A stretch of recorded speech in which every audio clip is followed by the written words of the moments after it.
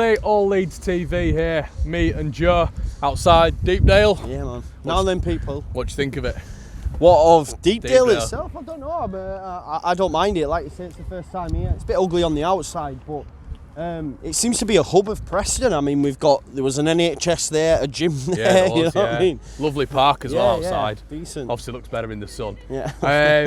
But anyway, your Preston preview, we've not given you one yet. Apologies if we're blinking. The sun's raring in it, which is unusual for a Manchester-based area. Yeah, I mean, for me, masses of improvement needed on the weekend. Yeah. Huge improvement needed. Not good enough at the weekend, was it, Joe? No, not good enough at all. No, I said in my post-match, you know, there was too many passengers. You know, we'll touch on it a little bit later on, but I wouldn't have minded a change of personnel, in all honesty. Looking from the press conference, we're not going to get it, but something needs to change. A fresh impetus, you know, a little bit more urgency from the guys, especially from the off. I mean, look at West Brom when we scored within 16 seconds. Yeah. You know, we don't look like doing that currently. No, we don't, mate. And Joe makes a good point. I think, you know, you bring up points like Derby. I said it in my review as well. Derby, Norwich, Stoke. There's no excuse for Leeds United. We've got the quality within the side. We've been playing in this Bielsa system. It's all just about showing up on the day. And to be honest, Saturday I was really naffed off because it was sort of the third one. You know, we had Stoke, we had QPR, and now we had that. Just token team, giving them a little bit too much for me. Yeah. And we need to start ironing those performances out. We've shown we can do it. So let's go ahead and do it with 6 games left. Yeah, Joe. Yeah, huge. Like I said, for me, this week was pivotal. You know, the fact that we had Birmingham Saturday, Preston today, and then obviously Sheff Wednesday. For me, now that we've lost that game, you know, let's get over it. It's done. We need to take maximum points now from these next two, starting tonight. And I think we can do it. You know what I mean? Preston, don't get me wrong, they're no mugs, but the lads have a point to prove. And every time they've been called upon, I do believe it's Bielsa's not yet lost back-to-back games. Right. So that's a big thing. Just from him, but also from the lads themselves. They want to put right the wrongs. And they've not lost back-to-back games in the Championship, so I am confident tonight. Yeah, I think it's a residing thought with a lot of Leeds fans that we are very confident tonight. At the end of the day, though, Preston, no mugs, we know that, and on this channel, I think we're quite good for giving opposition teams respect. Yeah. We've been in the Championship long enough to do so.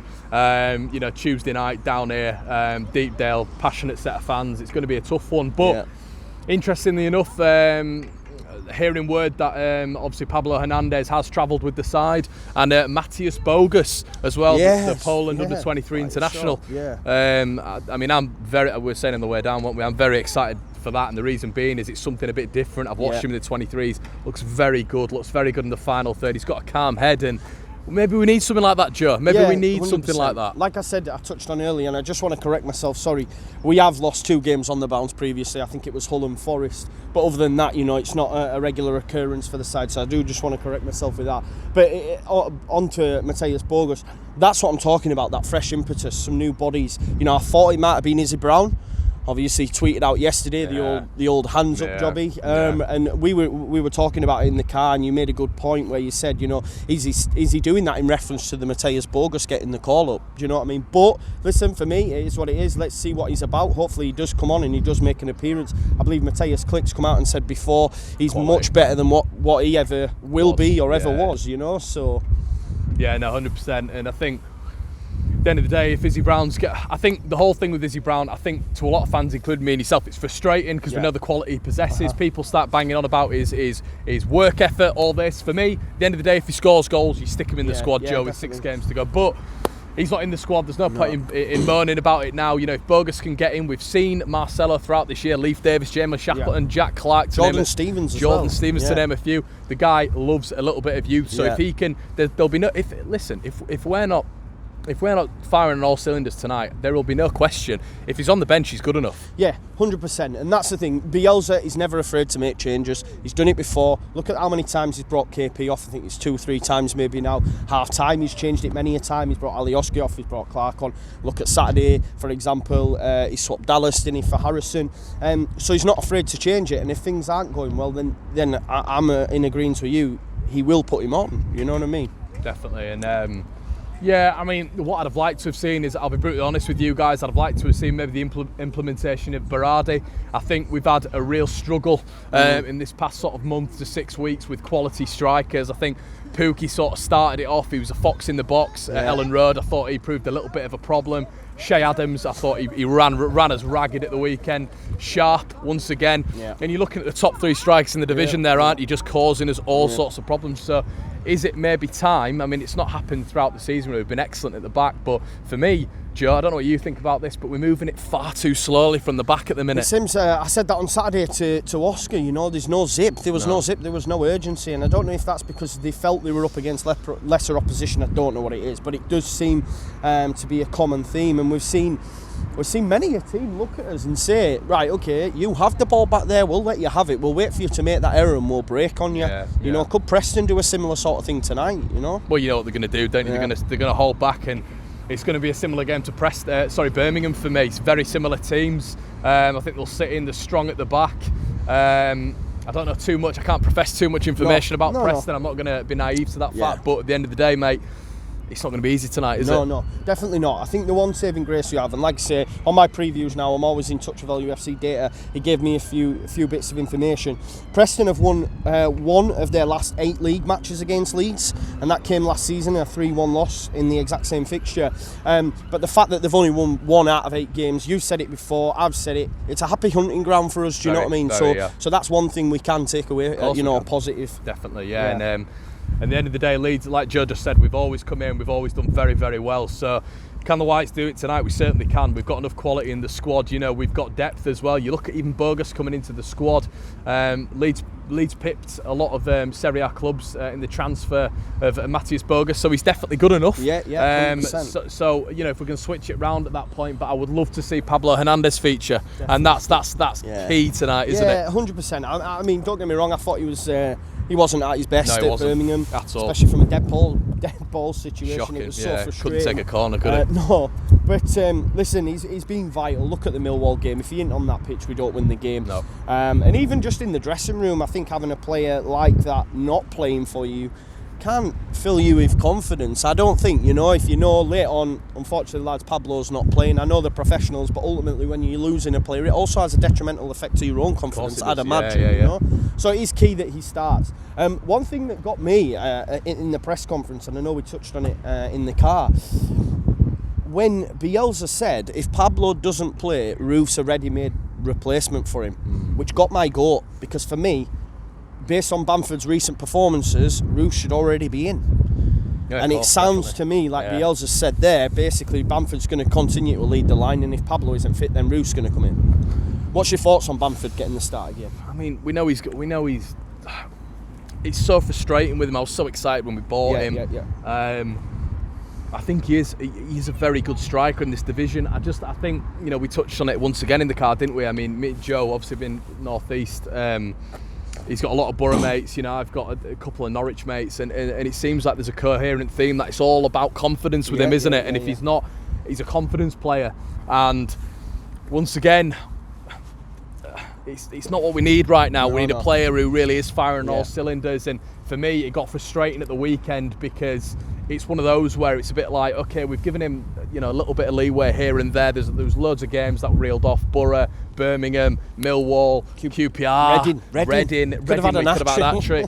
There's got to be a point where he turns around now. There's got to be a point, and you get paid as much a week. You're playing for Leeds United. You've got to play for the badge. I'm not saying he's not playing for the badge, but what I am saying is, it's just that maybe a little bit extra in training, maybe a little bit of finishing practice, and you can see there's just a little bit of cutting edge missing from Bamford's game. It's so frustrating as well. I think he's very, very lightweight. I mean, I think Birmingham, they bullied him on Saturday, and he was hitting the deck, at the slightest of touches, which is so frustrating. As Leeds fans, obviously, were calling, saying it isn't, it was a foul, but in all honesty, it wasn't. He was just far too lightweight at times and just getting bounced all over.